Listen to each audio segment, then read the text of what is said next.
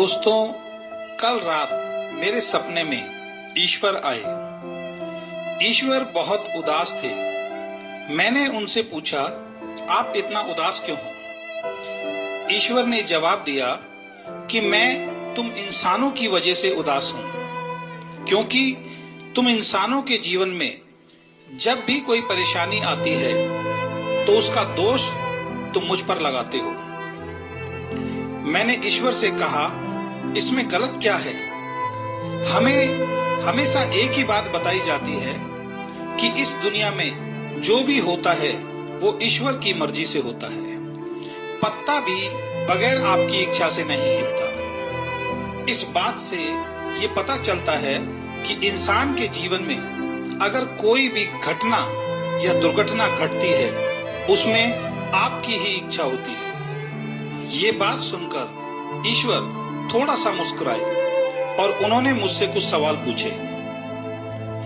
ईश्वर ने मुझसे पूछा, एक व्यक्ति रोज शराब पीता है, कई साल लगातार शराब पीने से उसका लीवर खराब हो गया है। सच बोलना, उसके लीवर को खराब करने में मेरा क्या हाथ है? मैंने तो उसको इस दुनिया में एक स्वस्थ लीवर के साथ भेजा था। एक व्यक्ति के ऊपर बहुत सारा कर्जा है, वो भी मुझे दोष देता है कि मैंने उसकी किस्मत बेकार बनाई है जिससे उस पर कर्जा हो गया, जबकि मैंने जब उसे दुनिया में भेजा था उस पर कोई कर्जा नहीं था। एक व्यक्ति बहुत गरीब है, एक साधारण सी नौकरी करता है, लेकिन उस नौकरी को छोड़ने को तैयार नहीं है। इसका मतलब उसे जो उस नौकरी से मिल रहा है उससे ज्यादा पाने का वो प्रयास नहीं करता और मुझे ही दोष देता है, मैंने उसको गरीब बनाया है। जब सास और बहू की आपस में नहीं बनती तो वो भी कहती है कि कैसी बहू भगवान ने हमें दी है। जबकि मैं उनसे पूछना चाहता हूँ कि बहू देखने जब वो गए थे तो क्या मुझे साथ लेकर गए थे? तो फिर मुझे दोष क्यों देते हैं? जब पति पत्नी की आपस में नहीं बनती तो वो भी यही कहते हैं, भगवान ने कैसी जोड़ी बनाई है, जबकि इसमें मेरा कोई हाथ नहीं है। ये सब उन दो परिवारों के लोगों की या लड़के लड़की की आपसी पसंद से हुआ है। किसी को बिजनेस में बहुत बड़ा नुकसान हो गया, वो भी यही कहता है, ये सब मैंने करवाया है, जबकि जिन गलतियों की वजह से नुकसान हुआ है वो मैंने नहीं, उसने खुद ही की है। ऐसे बहुत सारे उदाहरण जिसमें आप मुझे दोषी ठहराते हो।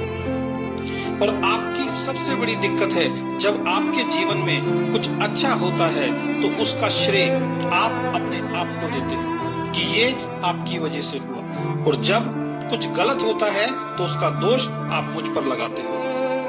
मैं आपसे एक सवाल पूछना चाहता हूँ, अगर मैं आपको अपने बच्चों की किस्मत लिखने का अधिकार दे दूं तो आप अपने बच्चों की किस्मत कैसी लिखोगे? मैंने कहा कि मैं अपने बच्चों की किस्मत बेहतर से बेहतर लिखूंगा। मैं लिखूंगा, मेरे बेटे और बेटी को जीवन में कोई दुख ना हो, वो हमेशा खुश रहें, उनको हर वो खुशी मिले जो वो चाहते हैं। फिर ईश्वर ने मुझसे पूछा कि अगर आपका एक बच्चा नालायक है, आपका कहना नहीं मानता, और दूसरा बच्चा समझदार है, आपका कहना मानता है, इन दोनों की किस्मत आप कैसी लिखोगे? मैंने कहा कि दोनों बच्चे मेरे हैं, मैं नालायक और समझदार दोनों की किस्मत एक जैसी और अच्छी लिखूंगा। ईश्वर थोड़ा हंसे और मुझसे बोले, मैं कौन हूँ? आप सभी मुझे परमपिता परमेश्वर कहते हो, इसका मतलब आप सभी मेरी संतान हो। जब आप अपने सभी बच्चों की किस्मत बहुत अच्छी लिखोगे तो मैं आपकी किस्मत बेकार कैसे लिख सकता हूँ? हकीकत में मेरे पास आपकी किस्मत लिखने का कोई अधिकार नहीं है। मैं हर इंसान को एक जैसा बनाकर भेजता हूँ और आप सभी को एक चीज देकर भेजता हूँ जिसका नाम कर्म है।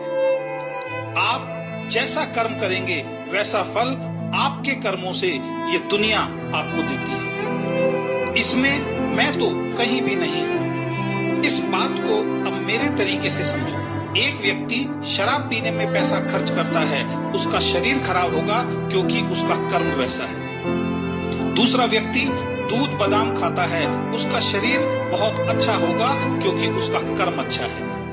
एक विद्यार्थी परीक्षा में फेल होता है क्योंकि वो अच्छी तरह से पढ़ाई नहीं करता।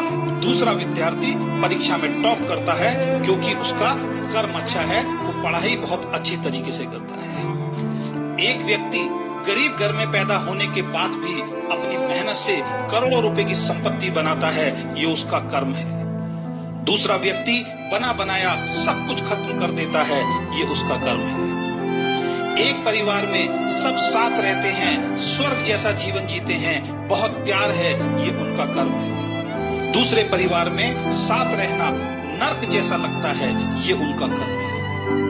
इन बातों से मैं आपको सिर्फ इतना कहना चाहता हूं कि आज अगर आप सुखी हैं तो आप अपने कर्मों की वजह से हैं, और आज अगर आप दुखी हैं तो आप अपने कर्मों की वजह से हैं। और ये कर्म करने की ताकत अंतिम सांस तक आपके साथ रहेगी।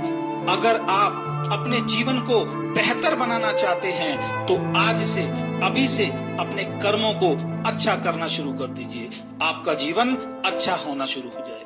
ये बात बोलकर ईश्वर मेरे सामने से गायब हो गए, मेरी आंखें खुल गई। मुझे तो समझ में आ गया, मैं जैसा कर्म करूंगा मुझे दुनिया वैसा फल देगी। अब समझने की बारी आपकी है।